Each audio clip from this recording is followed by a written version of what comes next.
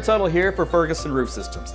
For 43 years, Ferguson Roof Systems has been protecting Oklahoma's homes and businesses with quality roofing services. Their goal was to be the most honest and dependable roofing company in the state, all while providing free services such as lifetime labor warranty and annual inspections. Well, mission accomplished with thousands of client testimonials, an A+ Better Business Bureau rating, and a 5-star rating on Google.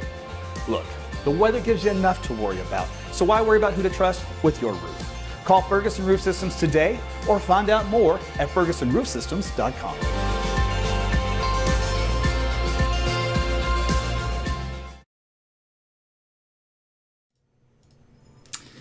Hey everyone, Meteorologist Darren Tuttle back with you again. It is Friday. We're going to talk about your lunchtime live update here for your weekend, kind of get you up to date on what's going to happen here over the next 48 hours. And then we're going to tease next week because we got some big changes coming our way. Usually you say big changes, that either means one of two things. One, a lot of rainfall, and or two, cooler temperatures, right? So this time of the year, either one is welcome. So if you come to the right place, we'll get you an update on that here in just a second. Let a few more people chime on in. Hopefully all of your weeks have been going really well, and your days of your week, I should say, as we round out the week. And I'm looking forward to summer being over. Not necessarily just the summer part of it, but the summer heat part of it. That's what I'm really looking forward to getting rid of. All right, so YouTube, I see you guys checking in, so thanks for joining me here for our Facebook, YouTube, and Rumble and Twitter live broadcasts. By the way, you see you guys on Rumble and on Twitter, so welcome. And on Facebook, I'm going to post this link for you, so if you're having trouble getting notified when I do go live and algorithms are not working, you can click that link and I will send you a message directly from me to let you know so you don't miss any broadcasts. Okay, so now that all that business is said and done, let's take a look outside, shall we? We've got, let's go this way.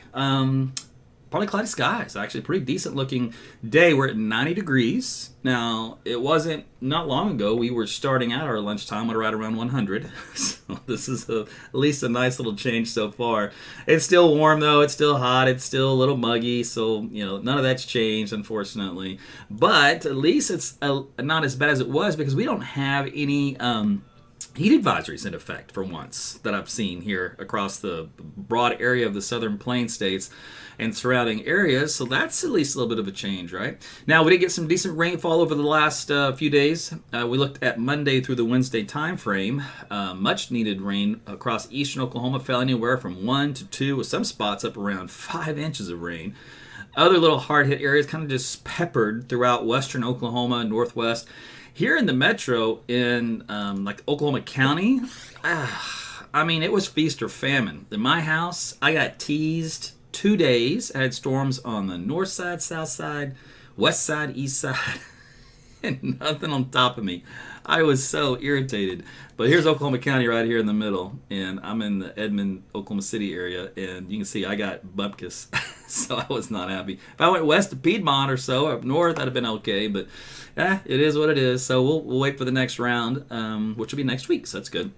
All right, temperatures out there, we're currently into the 80s, like we said, and also some 90s sneaking in. My thermometer's probably a little hotter because I didn't get the rainfall, so I'm a little drier than some of you guys. When we look at the wind speeds out there, they're pretty much on the light and variable side, anywhere from a south to east to southwest to all over the place. Panhandle a little bit breezier. Now, our drought has increased as a result of the long, prolonged summer. In a La Nina year, or even, El Nino, you have these pattern changes where sometimes you get more of a drought, you get more of heat, less rain, and other times you get the cooler temperatures and more rain, and so it's always an ebb and flow. Right now we've got the heat and the dryness. Now we look at the upper levels of the atmosphere, take a look at the jet stream pattern. I'm going to focus your attention here on the central part of the country. So again, I'll put the little region of high pressure right here aloft, and remember, air flows clockwise around a high, so watch this little ring. Kind of do this, and this high will dance around a little bit. The jet stream flow kind of runs up over the high and then back down like so. So it's kind of a block, but sometimes you get these little disturbances like this, that'll swing through, and as usual, it provides us those little isolated to widely scattered showers and storms in the summertime. So we always look for the position of this high to find out if we're under the influence of the sinking air underneath it or on the outskirts of it to where we get some of this energy that rotates through. All right, so let's put this in motion for you. You can see how the little spiraling motion continues here across the Central Plains. We go into the weekend. Look at the Gulf of Mexico. See that around the Brownsville area? Underneath this pattern, you can also open up this time of the year the Gulf to get a little action. It looks like a little low will be developing around that region, moving to the west. Won't affect Oklahoma, unfortunately, but the high still anchored here over the weekend, so still means kind of hot and humid for us and dry. And then as we head on into next week, let's see, let's go, what time am I on? Let's extend this. That didn't quite go out far enough. We'll go into next week time frame.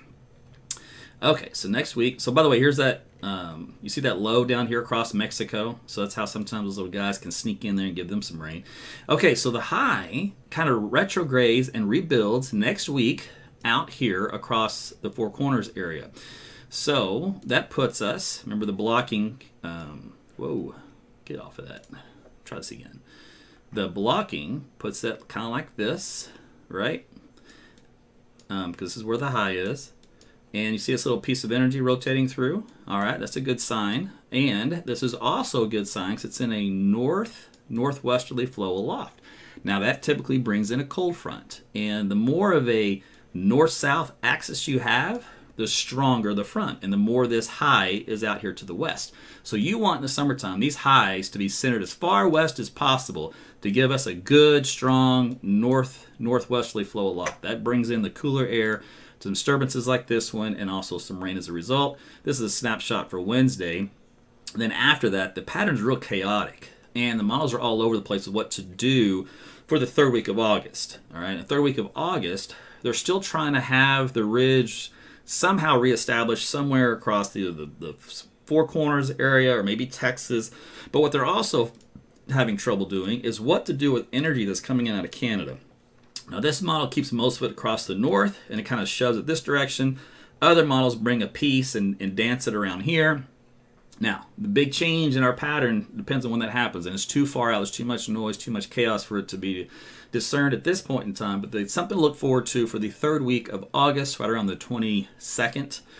We could be much cooler weather and a lot of rain, or it could be, just a little bit of a taste. Either way, at least it's a change and it's good. If we look at the overall upriver pattern, this is at 500 millibars, by the way. So again, the ridge, I'm looking for it, and long term, and this is different when I wrote my blog of the day, the models had the ridge and kind of rebuilding back here over the southern plains. I was like, why would y'all do that? Because for a while they had advertised it back out here to the west. Well, guess what they're doing? They're moving it back out here to the west. So again, as long as that ridge is out there in the extended part of the weekend of the month for August, that puts us in this northwest flow. So let's root that the original idea holds and that this ridge stays back out to the west. If so, the latter part of August won't be that bad. It means hardly any 100s, if that, and a lot more cold front intrusions and opportunities for rainfall. So that's something to look forward to in the extended. All right, so for rainfall, when does that start?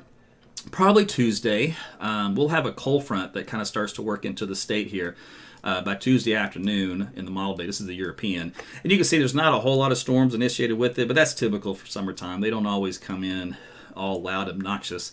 But there's spotty showers and storms along with it, and that little boundary hangs around. So there's some indications here as we go from Wednesday of next week into Thursday. So there's Wednesday at 4 o'clock. So Tuesday night really through Wednesday. There's Thursday a little bit down to the south. Not a big rain signal. This is the European model through Saturday.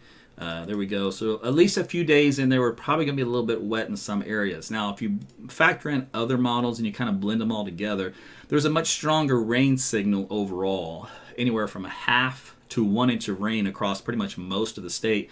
Some areas may be getting more than an inch, and this is a model blend. So in other words, it's still it's a smoothed output. So in other words, it will not see those heavy downpours you can get, which can, like we saw earlier in the map, 4 or 5 inches of rainfall, if nothing moves and just sits on top of you. It won't ever be able to pick that out, but at least it picks out the general consensus is we should have some decent rainfall for next week. Pick your poison on the particular model of choice. Okay, so temperatures. Let's get to that, and then we're going to turn you loose. So today, how about mid-90s? So there'll probably be some mid to upper 90s out there across the state. This is a model blend here across Oklahoma. So that's not terrible. You know, there's not a lot of 100s on there, so that's good. As we head into Saturday, kind of the same idea. We're going to be in a lot of mid to upper 90s out there. There probably will be a few 100s sneaking in.